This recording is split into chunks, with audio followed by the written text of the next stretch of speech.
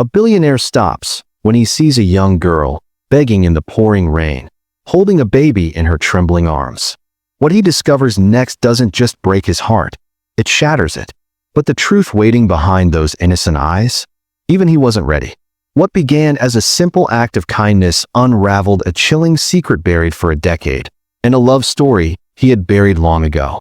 Sit tight. This isn't just a story. It's a journey of pain, hidden connections, and redemption. A story that reminds us. Sometimes, the souls we're destined to protect are the ones we didn't even know were ours. It was still early morning, yet the city buzzed with life. Cars crawled through thick traffic.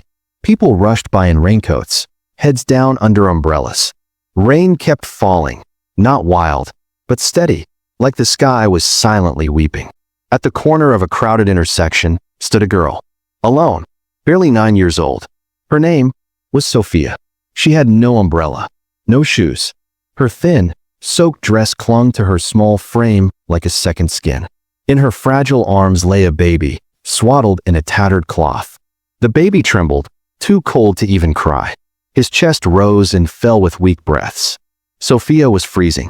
Her lips had turned a deep purple, yet she tried to sing, softly, just to soothe the baby. "Don't cry. I'm here. We'll be okay." But even her voice shook with the cold. Beside her sat a worn-out plastic bag. Inside, one empty feeding bottle and a wet rag. Her back ached, her legs burned. But she wouldn't move. She couldn't. She had nowhere else to go. People passed by. Some gave her a pitiful glance. Others looked away like she didn't exist. Some murmured cruelly. 2 men nearby stared at her. Who lets a child beg like this? Probably a scam, the other scoffed. You know, some even rent babies now. Increases the pity. More sympathy, more money. Sophia heard every word, but she stayed silent. She just looked down at the baby's pale face, gently wiped the raindrops off his cheeks with her sleeve, and rocked him again. Then, quietly, she stretched out her hand. Her voice was soft, broken, desperate. "Please, just some food for my baby brother. He hasn't eaten." Nobody stopped. A woman slowed, but then turned away. A suited man walked past like she wasn't even real. Sophia dropped her hand, pulled the baby closer. Her own hunger didn't matter. As long as he didn't cry from hunger again, not today. So she stood, in the rain, in the cold, in a city packed with people, but still completely alone. Across the street, a sleek black SUV inched through traffic. Behind the tinted glass, a man watched silently. His name, Henry Williams. 35, billionaire, CEO, business icon. His face was familiar in news headlines and magazine covers. Everyone knew who he was, but no one knew what he carried inside. This morning, he was headed to meet a powerful investor. A make-or-break deal that could expand his empire beyond borders. He should have been focused, but his eyes were pulled elsewhere, to a soaking girl, barefoot, clutching a baby, hands stretched out under the relentless rain. Henry leaned forward. His heart stirred strangely. "Stop the car." "Sir, just stop." The driver obeyed. Henry stepped out into the rain. Each drop soaked his jacket, but he didn't flinch. Something about that child shook him. He crossed the street slowly, ignoring cars splashing past. His eyes locked on her, on Sophia. She didn't notice him. She was still whispering lullabies to the baby, trying to pretend the world didn't exist. Henry approached gently, knelt beside her. "Hey," he said softly. "Where are your parents?" No reply, no glance. Her arms stayed wrapped around the baby, fiercely guarding him from the cold. Henry waited. "Can you hear me?" His voice was even softer now. "Are you all right?" Finally, Sophia looked up, her face pale, her eyes tired, not scared, just done. "They're gone." The way she said it. No tears, no drama, just raw, painful truth. "I just want to find food," she whispered. Her voice cracked. "For my baby brother. That's all." Henry looked at the baby, tiny, soaked, barely moving. Then at the girl, thin arms, drenched clothes, bruised feet.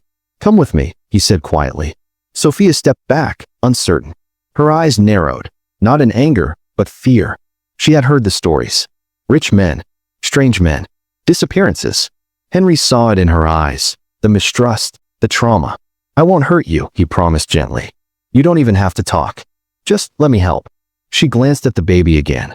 He whimpered weakly. She looked back at the man, tall, wet, but kind. There was something in his voice. Not danger. Something else. Still shaking, she gave the tiniest nod. Henry reached out slowly. She took a cautious step forward. Together, they walked to the car. The driver opened the door, confused. Said nothing. Inside, Henry grabbed a clean towel from the seat. Handed it to her. "Here," he said gently. "For the baby." Sophia took it with both hands. "Thank you, sir," she whispered. Her hands trembled as she wrapped the baby tighter. She didn't dry herself. She didn't even try. Every drop of her love, every ounce of care, was for him. Henry watched silently. Something was wrong. Deeply wrong. No child should be this calm in this much pain. But she was. The car rolled through the rain-soaked streets. Wipers swished. Sophia stayed still, eyes low, baby close. The heater warmed the car, but she never relaxed. Her mind wasn't here. It was somewhere far away. Henry looked at her now and then, but didn't speak. She looked like someone who had spent her entire life being interrupted. They finally stopped outside a quiet little restaurant. Warm lights, soft smell of food. "Let's eat," Henry said kindly. Sophia hesitated, then followed. At a corner table, the waiter brought food. Warm rice, soft bread, clean water. Sophia stared at it, then placed the baby in her lap, gently unwrapped the towel, and fed him first. Tiny bites. Mashed beans. Carefully placed into his tiny mouth. Henry watched, speechless. A child, feeding another child, with more tenderness than most parents. When the baby finally drifted to sleep, full and warm, she picked up the spoon and began to eat. Slowly, as if the food might vanish if she rushed. As she chewed, tears began falling. Not loud, just quiet, like rain. Henry reached for a napkin, then stopped. He didn't want to break the moment. When she finished, she wiped her mouth with her hand and looked up. Her face was still, but her eyes were ancient. Henry leaned forward. "What's your name?" "Sophia." "How old are you?" She raised 9 fingers. He nodded. "Sophia, can I ask you something?" She nodded once. "What happened to you?" Another woman, soft-spoken, dressed in white, gently took Sophia's hand. "You'll take a warm bath now," she said kindly, her voice like a lullaby. "Then we'll bring you fresh clothes, okay?" Sophia nodded slowly. Her fingers were still trembling as she stepped into the tub. The water was warm, gentle. It kissed her skin like a quiet apology. The dirt, the street, the cold, all slowly melted away. For the first time in what felt like forever, she felt clean. Later, she stepped out in a new dress, simple but beautiful. Her bare feet patted softly against the marble floor as a maid led her down a hushed hallway. The door opened into a quiet room with pale blue curtains and a bed that looked softer than a cloud. Her own room. She blinked slowly. No shouting, no chaos, just stillness, just space, just peace. Downstairs, Henry stood with his phone pressed to his ear. "Chef," he said firmly, "there's a little girl and a baby in the guest room." "Yes, sir. Make sure they eat. Something warm, something real. No delays, no mistakes." "Understood, sir." He ended the call and slowly walked into his study. Sat down, looked out the rain-smeared window. He had done this before, helped strangers, donated, changed lives from a distance. But this felt different. This girl, that baby, the way she looked at him, not with fear, but with that haunted stillness. It pierced something deep inside him, something he hadn't touched in years. Why did it feel like her pain was his own? So he kept his distance. He didn't go upstairs, didn't ask too many questions. He just waited, in silence, wondering why this child, out of all the world, mattered more than he could explain. Days passed. Sophia stayed quiet, careful, but something had shifted. She now slept in a real bed, ate full meals. Baby James was checked by private doctors, given vitamins, new clothes. His cheeks slowly turned pink again. Sophia still didn't smile, but she started to whisper small thank yous when food arrived. She helped a maid pick up a broom. She asked where she could wash her own towel. Everyone noticed her kindness. But Henry noticed something else, something unsettling. He found himself staring at her, not with worry, not even curiosity. Something harder to name. The shape of her face, her voice, her hands, the way she tucked her hair behind her ear when nervous. It was like seeing a ghost. One evening, Henry stood at the top of the stairs, arms crossed, watching the last light fade from the sky. Amanda appeared beside him, holding a cup of tea. "You've been standing there forever," she said gently. Henry didn't look away. "Does Sophia look familiar to you?" Amanda blinked. "Familiar? She reminds me of someone," he whispered. "Who?" A pause. Then quietly, "Miriam." Amanda's face shifted. Her smile faltered. "Miriam," she echoed. "The maid." Henry nodded. "Just once." Amanda tried to laugh, but her voice broke. "You're overthinking." But her eyes, they didn't meet his. A crack had appeared in her calm. Henry noticed, but said nothing more. The next morning, sunlight broke through the windows as Henry stepped outside. The air was crisp, calm, but his heart wasn't. He hadn't slept. His mind was spiraling. That's when the driver approached, holding something wrapped in a napkin. "Sir," he said, voice low. "We found this while cleaning the car. It was stuck under the back seat." Henry frowned. "What is it?" The cloth opened slowly. A necklace. Old. Simple. Faded gold beads with a scratched, heart-shaped pendant. Henry froze. His breath caught. His chest tightened. This wasn't just any necklace. It was hers. The one he had once given Miriam. The girl he had loved in secret. Quietly. Desperately. His hands trembled as he picked it up, as if he were touching a ghost. Then it hit him, Sophia's voice, soft and scared. "I lost my mama's necklace." Henry's pulse raced. Could it be? Was Miriam Sophia's mother? He didn't waste a second. That afternoon, he called in his private investigator. "I need everything," he said. "Her name was Miriam Okoye. She worked in my home years ago. I need to know where she went. What happened? If she had a child." The man nodded. "Give me 48 hours." The report came back and shattered everything. "Yes, sir," the investigator began calmly. "She worked in your home for 3 years. She had a daughter 9 years ago. Name, Sophia." Henry sat down, hands shaking. "She stayed briefly with a cousin, then disappeared. Later had a second child. The father left. But Miriam died 2 months ago." Henry's breath caught. No shelter. No medical help. Likely died of exposure, hunger, and untreated illness. He covered his mouth, closed his eyes. Memories flooded back, promises whispered in the dark, stolen glances, dreams shared in secret. He had loved her. He had planned to fight for her. But then she left. Vanished. He thought she had moved on. But now? Now he wondered, had she ever even seen his messages? Had someone silenced her? A tear slipped down his cheek. But one question echoed louder than the rest. Who was Sophia's father? Was it him? Had Miriam carried his child and raised her alone? Why wouldn't she tell him? The fog of guilt hung heavy over him. Just then, Amanda walked into the room.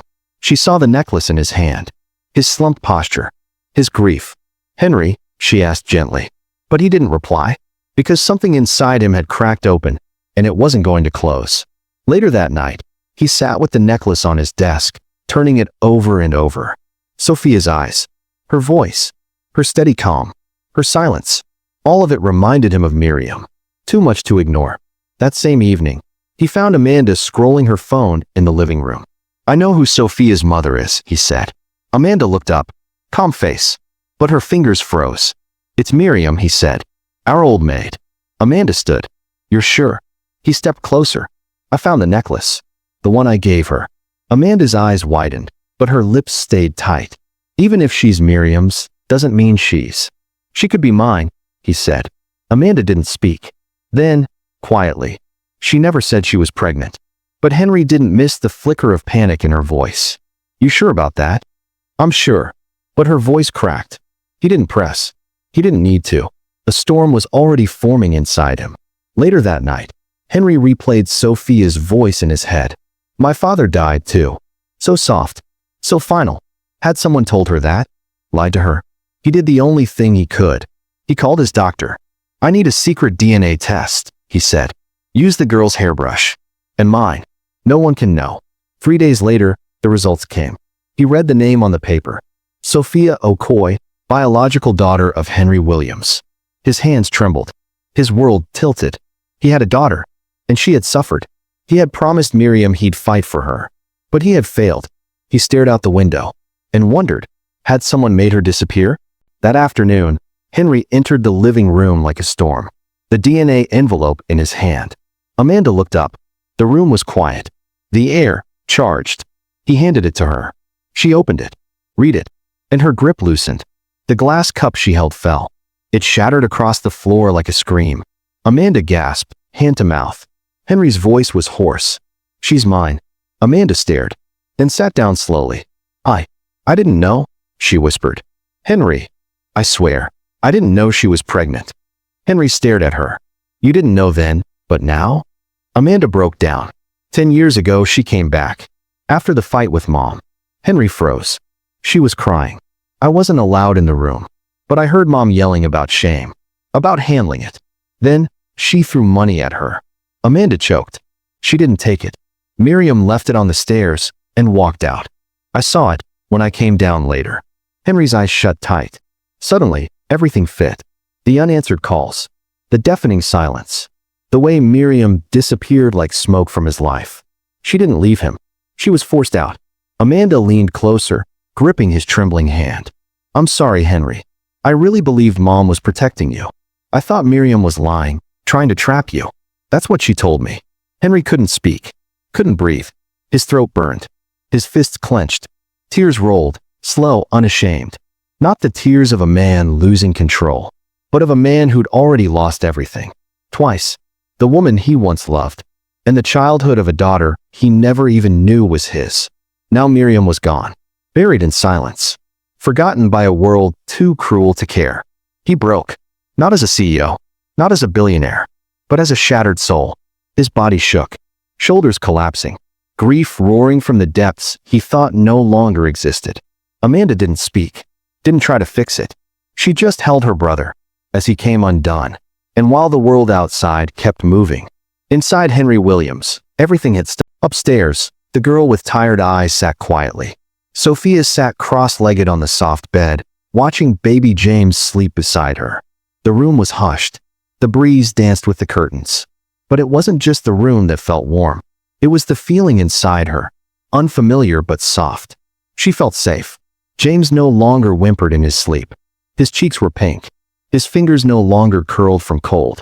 She tucked the blanket tighter around him and sat still, hands resting gently in her lap. They had food, a roof, warm blankets, more comfort than she had ever known. But deep inside, a storm still whispered. She thought about Mr. Henry, the way he'd spoken to her, how he protected her, how he ordered the staff to care for James like he was royalty. Why would a man like him help someone like her? Why did he care? Still, the fear lingered. What if it doesn't last? What if tomorrow we're back on the streets? Or worse, torn apart? The idea crushed her chest. She didn't want to lose James. And deep down, she didn't want to lose Mr. Henry either. Something about him felt different. When he smiled, even a little, it made the shadows in her heart pull back. She looked at the door, then at James, then the ceiling. Tomorrow, she promised herself, I'll ask him not to send us away. I'll clean. I'll help. We won't be a burden. Her eyes drifted closed. And with that silent promise, Sophia surrendered to sleep. Outside her door, Henry paced. He had told himself to wait. Let her sleep. But he couldn't. Not tonight. Not after everything. He turned the knob quietly and stepped in. The soft glow from the lamp brushed across the floor. And there she was, asleep, one hand over James's small back, the other under her cheek. Henry moved closer, slowly, until he stood at the edge of the bed. His chest tightened. He had seen this child broken, freezing, begging. Now here she was, peaceful. His eyes burned again. How did I not know? He whispered. How could he have lived his whole life? Rich, respected, while his own daughter slept in the streets. He dropped to his knees beside her. I'm sorry, he whispered. I'm so sorry. James stirred but didn't wake. Henry laid a hand gently over Sophia's blanket. His lips trembled. I couldn't save your mother, he said quietly. But I swear, I'll honor her. He looked at the baby beside her. I'll raise you both like royalty. Not because I feel guilty, but because I love you. Because it was time to rewrite the past. Morning arrived like a whisper. Soft light painted the mansion walls. Birdsong filled the air. Sophia sat up slowly. James snored softly beside her, hands tucked under his chin. She looked at the door. Today was the day. She would talk to Mr. Henry. She would say thank you, and beg him not to send them away. If he let her, she'd mop floors, clean windows, anything. Just let us stay, please. She dressed quietly and stepped out into the hallway. Her heart thundered in her chest. She spotted Henry in the study, facing the window, holding something small. She opened her mouth to speak, but he turned first. "Sophia," he said softly. She froze, then whispered, "Good morning, sir." He looked at her gently, his voice careful, low. "Your mother? Did she ever mention a man named Henry Williams?" Sophia blinked, then nodded slowly. "Just once," she said. "She told me he was my real father, but asked me never to look for him." Henry's breath hitched. She said he had a new life. The room felt like it was holding its breath. Henry stepped forward. His voice broke. "All this time," he whispered, "you were out there, in the cold, and I didn't know." His hands trembled. Miriam flashed before his eyes. Her laughter, her voice, her quiet loyalty. The way she used to say, "I'll never bring shame to your name." She didn't walk away. She protected him, even when no one else would. He dropped to his knees and wrapped his arms around Sophia. "Welcome home, my daughter." She hesitated, then wrapped her small arms around him. "I didn't leave you," he cried softly. "I just didn't know, but I'll never leave again." He reached into his pocket and pulled out something sacred, her mother's necklace. The one that had been lost, that had somehow returned, like fate itself refused to let it disappear. He placed it in her hand. "This is yours now," he whispered. "From your mother. She'd want you to have it." Sophia stared at it, eyes wide. She touched it to her heart and clutched it tight. Sometimes, the people we're meant to protect are the ones we didn't even know were ours. If this story touched you, tell me in the comments. What moment hit your heart the hardest? And if you believe in love, loss, and second chances, then don't just scroll, subscribe, because the next story might just be yours.